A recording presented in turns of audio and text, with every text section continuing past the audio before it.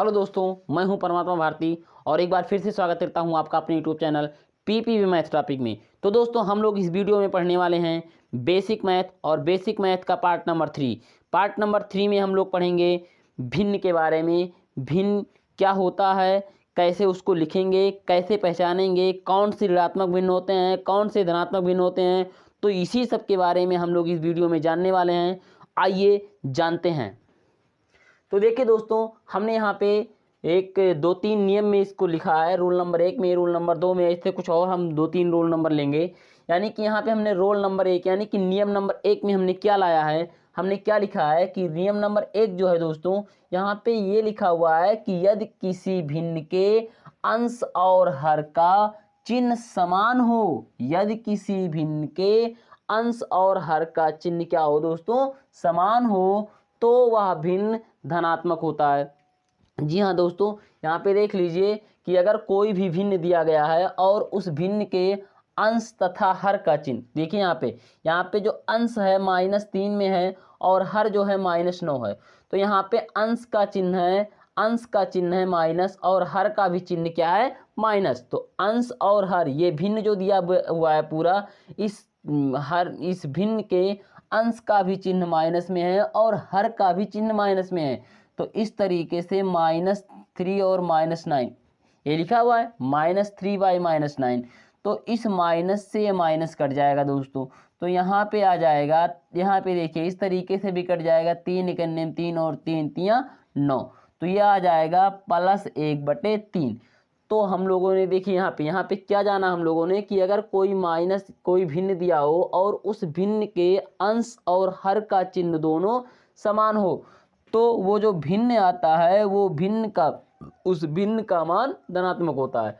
ऐसे यहाँ पे देख लीजिए -12/-14 दिया हुआ है। तो यहाँ पे माइनस से माइनस कट जाएगा, 2 छक 12 हो जाएगा और 2 सते 14 हो जाएगा। तो इसका मान आ जाएगा 6/7। तो इस तरीके से अगर किसी भिन्न के अंश और हर का चिन्ह समान हो, तो वो जो भिन्न होता है उस भिन्न का मान धनात्मक होता है। तो यहाँ पे देखिए धनात्मक आ गया। आइए देखते हैं दूसरा नियम क्या है। दूसरा नियम इसी का सेम उल्टा है, विपरीत है। इसका विपरीत क्या है, देखिए दोस्तों कि यदि किसी भिन्न के अंश और हर का चिन्ह अलग अलग हो, यदि किसी भिन्न के अंश और हर का चिन्ह क्या हो दोस्तों, अलग अलग हो, तो उस भिन्न का मान ऋणात्मक होता है। तो उस जो भिन्न होता है उस भिन्न का मान क्या होता है दोस्तों, ऋणात्मक होता है। जैसे देखिए यहाँ पे अंश का जो चिन्ह है माइनस है, हर का जो चिन्ह है प्लस है। तो इस तरीके से इसका मान जो आएगा ये आएगा -7/9। यानी कि इसका जो मान आएगा ये ऋणात्मक में आएगा दोस्तों, ऋणात्मक में। जैसे एक एग्जाम्पल यहाँ पे और ले लिया जाए, -12/+18 इस तरीके से अगर दिया हो, अगर इसको काटेंगे दोस्तों तो देखिए 6 दूना 12 और 6 तिरिक 18। इसका जो मान आएगा दोस्तों, प्लस और माइनस का इसे डिवाइड किया जाएगा, भाग दिया जाएगा। यानी कि प्लस में या इस तरीके से भाग देंगे तो माइनस आएगा, या गुणा करेंगे तो माइनस आएगा, और माइनस यहाँ 2/3। तो यहाँ पे अगर किसी भिन्न के अंश और हर का चिन्ह दोस्तों अलग अलग हों तो क्या करेंगे, तो उसका जो मान आएगा वो आएगा ऋणात्मक में, उस भिन्न का मान ऋणात्मक होता है। ऐसे यहाँ पे थोड़ा सा हमने नोट लिखा है दोस्तों। नोट में क्या है कि अगर -x/y हो तो ये किसके बराबर होगा, ये इसको हम लोग x/-y लिख सकते हैं, या इसी को हम लोग -x/y लिख सकते हैं। ये देख रहे हैं दोस्तों, ये तीनों क्या हैं, ये तीनों आपस में बराबर हैं। -x/y बराबर x/-y और बराबर -x/y, यह तीनों आपस में बराबर हैं। जी हाँ दोस्तों, अगर मान लीजिए आप सवाल लगा रहे हैं और सवाल में -2/7 आ गया, या इसी को हम लोग इस तरीके से भी लिख सकते हैं, 2/-7 लिख सकते हैं, या इसी को हम लोग -2/7 लिख सकते हैं। तो ये तीनों आपस में क्या होंगे दोस्तों, बराबर होंगे। तो देखिए दोस्तों, इस तरीके से हमने यहाँ पे 2 नियम जान लिए हैं। तो आइए अब हम लोग अगले नियम को जानते हैं।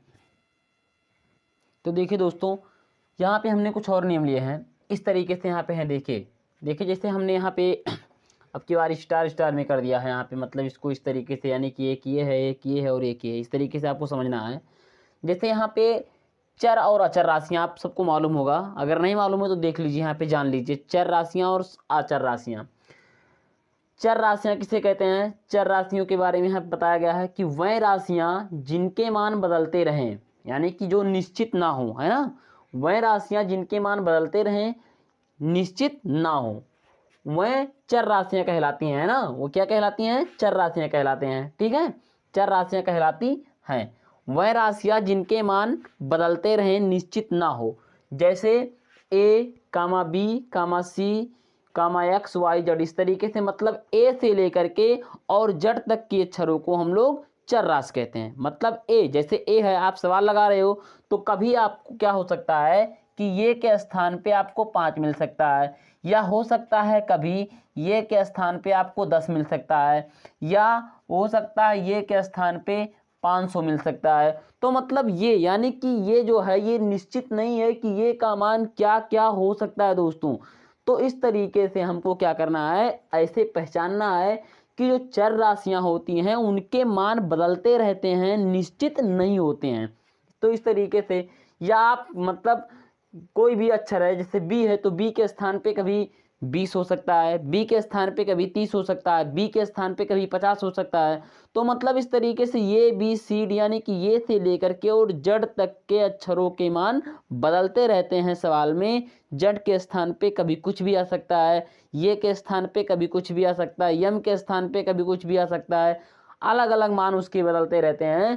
तो ऐसे राशियों को, ऐसे अक्षरों को चर राशि कहते हैं।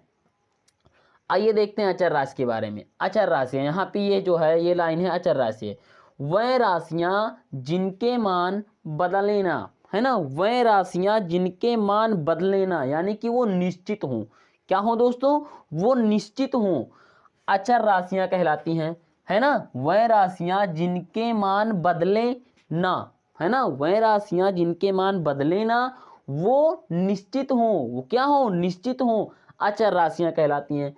जैसे दोस्तों हमने ले लिया 5, तो अगर हमने 5 ले लिया तो क्या है दोस्तों, 5 कभी 6 हो सकता है, या 4.5 हो सकता है, या 5 से ज़्यादा हो सकता है? नहीं हो सकता ना। ये 5 है तो 5 ही रहेगा, तो इसका मान निश्चित है, बदलेगा नहीं, ये 5 ही रहेगा। या -1000 आ गया, -1000 कहीं आ गया, तो क्या ये -1000 -2000 हो सकता है, या -999 हो सकता है? नहीं हो सकता है।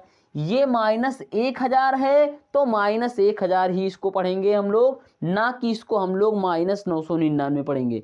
तो ये है अचर राशियाँ। 123 है प्लस 123, इस तरीके से यहाँ पे 123 दिया हुआ है, तो ये 123 है, तो ये भी अचर राशि है, इसको 123 ही पढ़ेंगे, यानी कि। और यहाँ पे देखिए 513 दिया हुआ है, 513 को हम 514 नहीं पढ़ेंगे, 513 ही पढ़ेंगे, 515 नहीं पढ़ेंगे। मतलब इसको हम 513 के अलावा और कुछ भी नहीं पढ़ सकते हैं, यानी कि ये 513 निश्चित है कि ये 513 ही है। तो इन सबको दोस्तों हम लोग अचर राशि कहेंगे। यहाँ पे हमने थोड़ा सा नोट में दे दिया है कि सभी अंकों वाली संख्या, यहाँ पे नोट लिख लेना, अगर आप कॉपी में लिख रहे हो तो यहाँ पे नोट लिख लेना कि नोट सभी अंकों वाली संख्याओं को अचर राशि कहते हैं। जितने भी अंक वाली संख्याएं होती हैं, जैसे 1 2 3 4 5 6 7 8 9 10 11 12, इस तरीके से आप जितने गिनती होती हैं उन सबको अचर राशि कहते हैं। यहाँ पे हमने एक और लिया है दोस्तों टॉपिक, यहाँ पे क्या लिया है कि समान चर राशियों को जोड़ा, घटाया, गुणा और भाग किया जा सकता है। जो समान चर राशि होते हैं उनको जोड़ सकते हैं आपस में, उनको आपस में घटा सकते हैं, गुणा कर सकते हैं और भाग भी कर सकते हैं। तो जैसे देखिए यहाँ पे a+3, ये समान और असमान कैसे पहचानोगे दोस्तों? समान और असमान पहचानने का तरीका यही है दोस्तों कि जैसे जो अक्षर रहते हैं, अक्षर अगर समान है, जैसे यहाँ पे ए है और यहाँ भी ये है, तो ये दोनों समान रहेंगे, यानी कि ये समान राशियाँ हैं, है ना, समान चर वाली राशियाँ हैं ना। तो तो इन सबको यहाँ पे, ठीक है, यहाँ पे इस तरीके से देखिए, यहाँ भी समान राशियाँ हैं, यहाँ भी समान राशियाँ हैं और यहाँ भी समान राशियाँ। समान राशियों का मतलब दोस्तों ये है कि जैसे अक्षर वही रहना चाहिए, वही अक्षर, जैसे यहाँ पे ए था तो यहाँ भी ए था, तो ये दोनों अक्षर एक जैसे हैं तो इनको समांतर राशियाँ कहेंगे। आइए देखते हैं दोस्तों, तो यहाँ पे देखिए समांतर हैं, तो ए में 3 ये जोड़ेंगे तो हो जाएगा 4 ये। अच्छा, ये जुड़ता कैसे है दोस्तों, बहुत ही छोटा सा पॉइंट है, ये जुड़ता कैसे है, देखिए इस तरीके से जुड़ता है, यहाँ पे ए है और यहाँ पे ए है। अब इस ए का गुणांक जो है दोस्तों 3 है और इस ए का गुणांक दोस्तों यहाँ पे 1 छिपा है।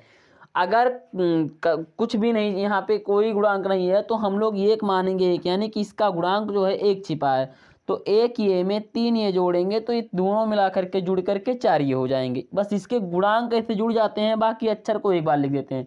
ऐसे यहाँ पे 5y में से 3y को घटाना है, तो 5y में से जब 3y को घटाएंगे तो 5 में से, अब क्या करोगे दोस्तों, यहाँ पे गुणांक को हमें देखना, गुणांक, इस y का गुणांक 3 है, इस y का गुणांक 5 है, तो देखो ये भी y है, ये भी y है, दोनों दो y हैं, तो क्या करेंगे दोस्तों, y को हम ऐसे एक बार लिख देंगे। अब करना क्या है, इसके गुणांक को हमें घटा लेना, तो 5 में से 3 को घटा लेंगे, कितना आ जाएगा 2y, तो इस तरीके से घट जाता है।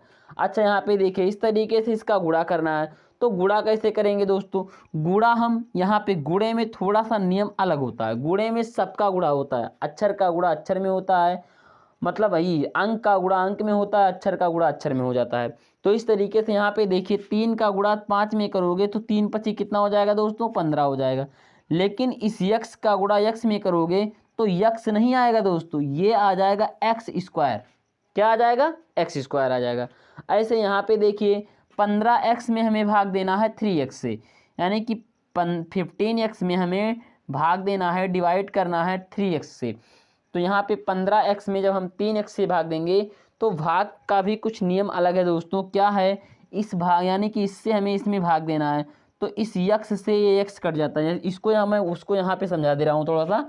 यहाँ पे 15x और बाई 3x यानी कि 3, तो इस तरीके से यहाँ पे जब भाग देंगे दोस्तों तो इस यक्स से एक्स कट जाएगा, यहाँ पे इस यक्स से एक्स कट जाएगा, एक्स इकन्ने में एक्स इकन्ने में, 3 इकन्ने में 3, 3 पचे 15, तो इसका जो मान आ जाएगा ये आ जाएगा 5। तो इस तरीके से यहाँ पे इसका मान क्या आ जाएगा, 5।